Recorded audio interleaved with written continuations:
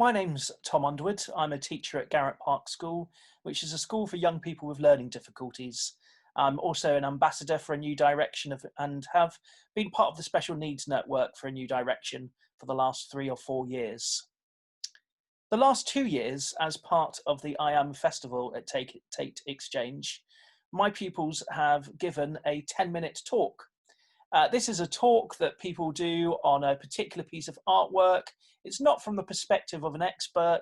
It's a personal reflection on an artwork in the Tate Modern's collection.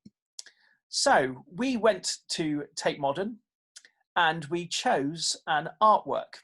And then we spent a long time making up a piece of performance about this artwork. Now, unfortunately, a week or two before the festival was going to happen, we went into lockdown. So my pupils did all of the work for the festival and preparing to do this 10-minute talk, but weren't actually able to do it. So what I wanted to do in this screencast is just talk about their ideas on the artwork and also a little bit about the process of how we work at school sometimes. So the artwork that you can see here that the pupils chose came from a list of artworks from the curators at Tate Modern, all on the theme of power. And this artwork is by Cara Walker, who's an African-American artist, and it's in the Turbine Hall at Tate Modern at the moment, and it's called Fons Americanus. So when my pupils first saw this, I think what they were immediately struck with was the size and the drama. And for young people with autism and learning difficulties like my pupils, there's something quite appealing about the fact that you can read the emotions on their faces, and there's a clearness, there's a drama to it, which appeals to them. So they all chose a part of the statue that they particularly liked, and then they made that into a mask, as you can see here. So there are 6 pupils in the class, and they're all boys with autism and with learning difficulties.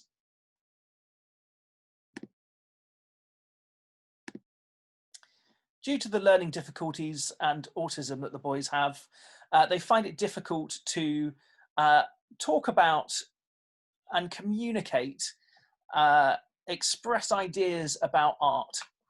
So we use a strategy which you've got in front of you, which comes from Howard Gardner's ideas about multiple intelligences. And so it's called 8-way thinking. And what we asked the pupils to do, and explaining to them really clearly that there's no right or wrong answers. This is about their personal feelings about an artwork. So we asked them to think of different words that come into different categories. So you can see we've got feelings over here. So the feelings they came up with from the artwork were excited, sad, worrying. So actions, verbs, crying, praying, drinking, swimming, looking at sounds and sights, what nature they can see, what people they can see, and what words they connect with the artwork. You can see that one of the words they came up with was a statue. And we spent some time talking about statues and who is in statues and who we don't see in statues. As young people with learning difficulties, we don't see people with learning difficulties represented in statues. So I wanted to explore this idea with them. So they created a statue of themselves using their bodies, showing something about themselves. Could have been something that they like doing, or a way that they think of themselves. And as we did this, we also explored some I am sentences. So when they made their statue, they also said their I am sentences. And here you can see on the screen some of the I am sentences that they came up with. So that was incorporated into our performance that we were going to do. The other thing that the boys came to realise was the key idea behind the artwork was that it was about slavery. Now, it was very difficult to get them to understand about slavery. Despite the fact that the pupils I work with are 16 to 18, the concept of slavery was completely new to them. And in fact, the concept of working and having a job and being paid to do a job is a concept that they don't necessarily understand at first. So we explored what slavery means through using pictures. This is the first picture that we looked at together and also explored through movement. So this is a picture of an African village, and the pupils learnt that this is what life was like.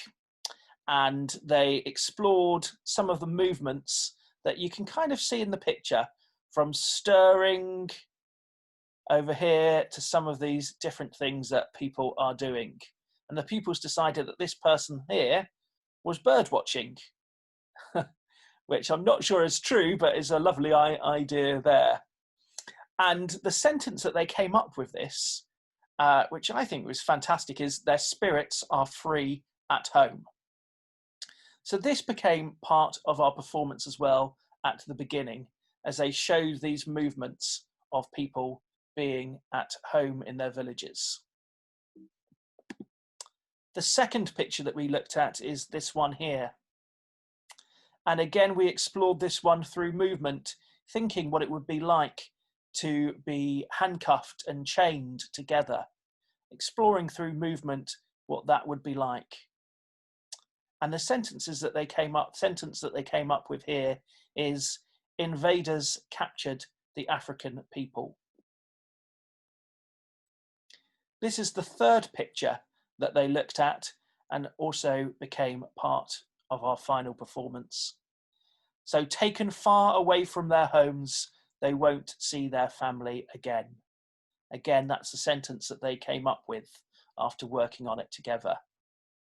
And here we explored through movement ways of being together and then being taken apart from your family.